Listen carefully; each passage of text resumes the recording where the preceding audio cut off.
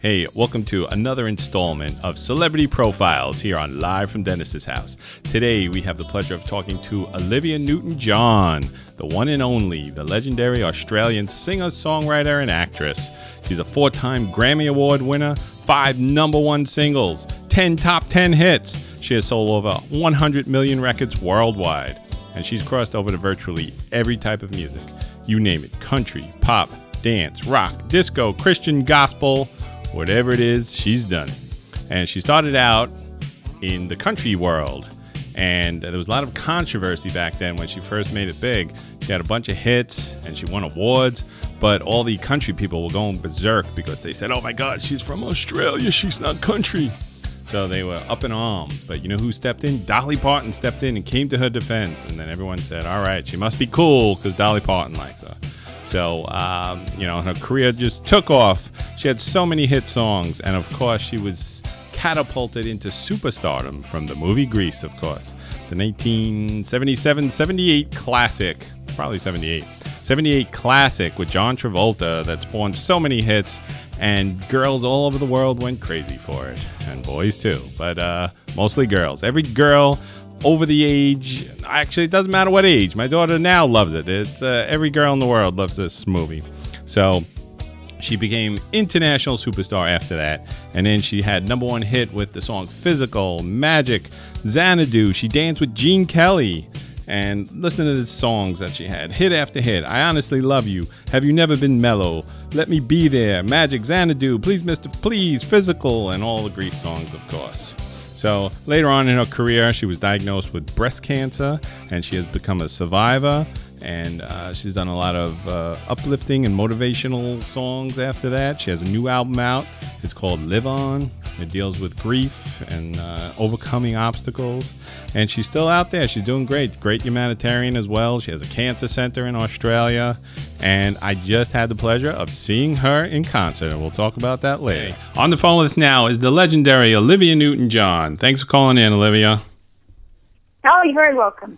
So I want to start off, I want to talk about this new album, the latest album that you have out. It's called Live On. Uh-huh. And it's right. it's a beautiful album, and I don't believe there's ever been an album quite like this. It deals with grief and loss, but it's very healing. It's very uplifting as well. Tell us about how this album came about.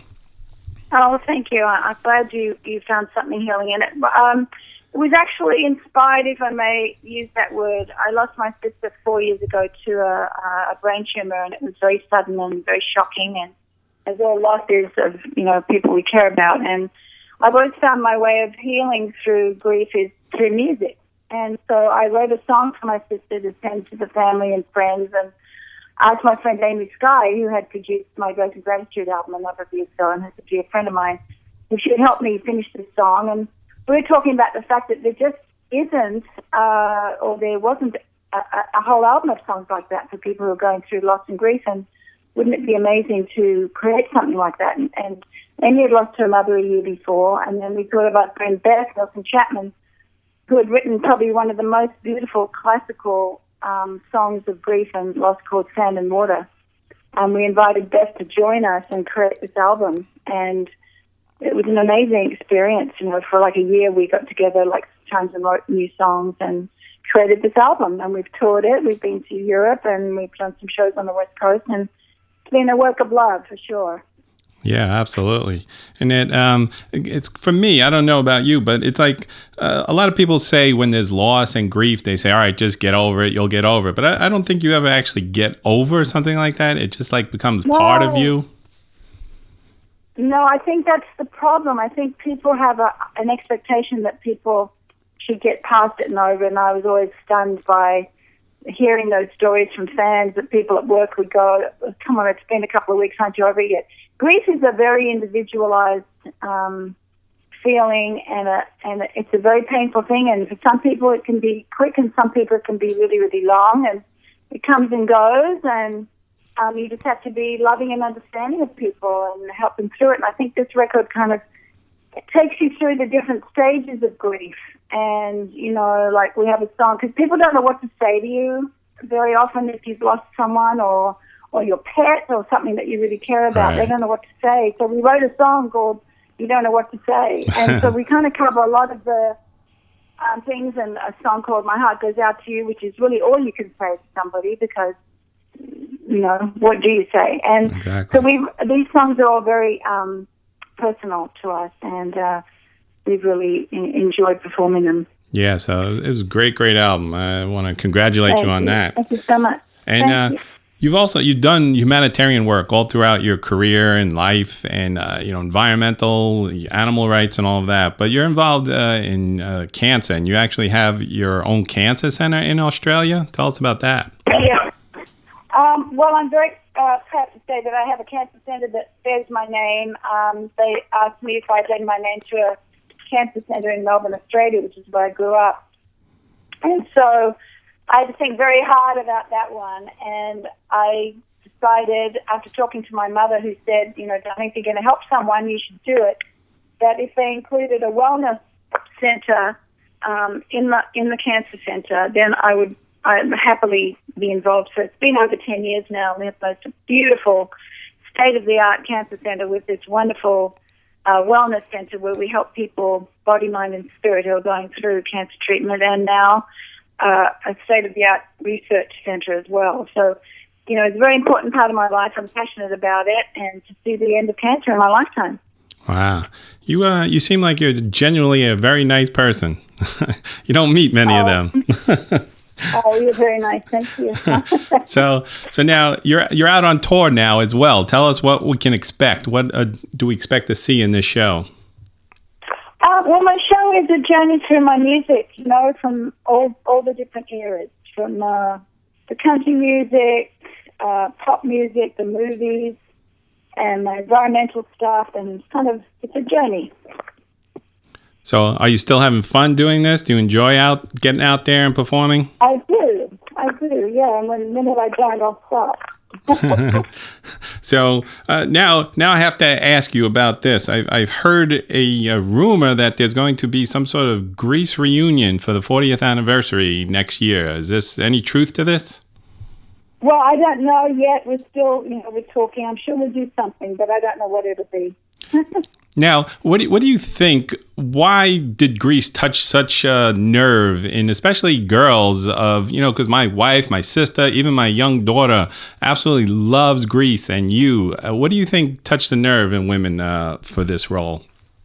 I think it's I think everyone can relate to the characters in the movie. Everyone knows someone like that or went to school with someone like that. I think people love the 50s and the whole kind of, it's almost like cartoon characters, they're larger than life. And the music is great, and I think the fact that she was bold enough to try something different, and we'd all like to be bold enough to try that. Yeah. I don't know. So I think it was a lot of fun to play her. All right. Now, do you, I heard also that there's some crazy story going around that someone said that the movie is about Sandy who died, and it was like futuristic and all of that. Did you hear that? Oh, yeah, we were the first zombie movie, that's why. So it's so funny, yeah. Yeah, so you talked about your journey through your career, and you seem to be like maybe one of the most crossover artists of all time. That you like you said, you started out country, you did pop, rock, gospel, country, all of this kind of stuff. What did you enjoy doing the most? What part of your career did you enjoy the most? Oh, now. Yeah. Yeah, now. I mean, now is the culmination of it all, and I enjoyed all of it. It was all fun. Yeah. But I don't believe in looking back and going, oh, that was better. No, I like it now. Ah, that's perfect. Because I hear lots of rumors apparently, but I heard that you're contemplating retirement as well. I hope that's not true. Well, I'm going to do less because I want to have more time off because I've worked very hard and I've worked for many, many years. Yeah. Retirement, I'm not sure yet, but I'm definitely going to be taking bigger breaks. Yeah, that's good. You can take bigger breaks, but don't retire because we want you out there. You still, you look beautiful and you sound great. It's unbelievable. Thanks. Yeah. So, and you actually recorded music with your daughter as well. That must have been fun.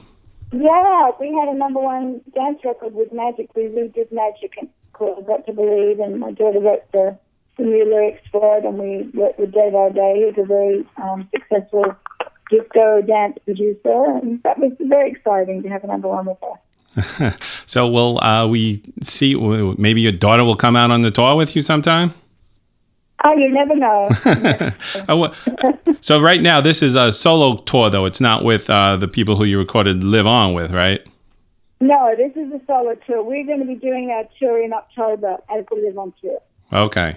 And then you just finished a residency at Las Vegas. How did you enjoy that? Yes, I enjoyed that. It was great. I had 2 years there. I went for 1. Wow. And I ended up being there for 3. Yeah, so it was really good. So, and then you lived in Vegas for all this time as well? Yeah, we lived in Vegas. I mean, we'd go home in between, but we had a house and a routine, and I really enjoyed it. Now, where is your main residence? Is it in Australia, United States? Well, we kind of flop around between Florida and Australia and California because we always seem to be moving. Okay. And did you know that you actually were born in England? You're not Australia? I was born in England. Yeah. Yes, I did not know that. Yeah, a lot of people probably didn't know that. I knew that. You knew it. Yeah, when I went to Australia when I was 5, so for me, Australia was home, you know. Yeah. So now, what was your influence as when you were early singing? Who was the one person who you said, "Oh, I love this voice. I wish I could sing like that. I want to sing because of her"? I loved Dionne Warwick and Joan Baez. Probably the girls who were the most influential when I first started. Great. Now, is there anyone that you met during your career that you said, "Oh, this person, this is, I've been waiting all my life. This is my hero. I'm so happy to meet this person." Was there anyone like that? Oh, gosh. Probably a number of people, and I can't think of one right now. But, how about Gene Kelly? Oh, of course. What a treat that was. Yes. Scary, but a great treat, yeah. Yeah. So I just want to say that you're an inspiration to us all. And, I want to thank you for all the music, the memories, and, you're very uplifting. That it's great to see you out there. Now, how do you think, because obviously you were it was prominent that you are a survivor of cancer as well. So how do you think that changed you as a person? Oh, I think it definitely, going through something that was life-threatening is a huge growth spurt for you as a human being. I think I learned a lot about myself. I learned a lot about gratitude for the day and for life. And even though I've always been a pretty upbeat person, that was really made me really think about how lucky I am and how grateful I am for life and how we need to appreciate every day. Yes. So thank you very much. And I'm going to be seeing you on tour in April in New Jersey. So, terrific. Yes, I'm very excited for that. This is going to be the first time I've ever seen you. Oh, wonderful. Well, thank you so much. Yes. Thank you for calling in, and I will see you out there. Okay. Thank you. All right. Okay. Bye. Bye. Hey, welcome back live from Dennis's house. That was our interview with Olivia Newton John.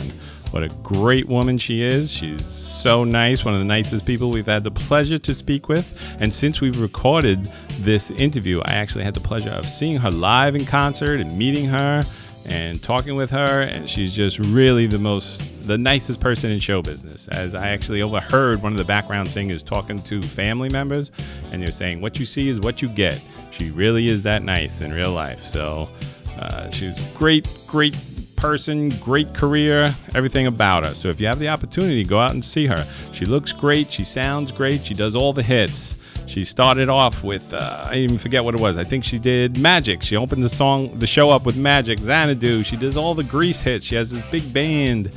It was a great night. So if you have the opportunity, go see her. Check out her album, her latest album, Live On, as I mentioned. Go back and get the greatest hits. Look out everything about her career. She had a great career. So that's it. We're going to wrap this show up now, and we're going to play Grace and Gratitude off of our latest album, Live On. And then we're going to play If Not For You by George Harrison. See you next time on Celebrity Profiles, live from Dennis's house.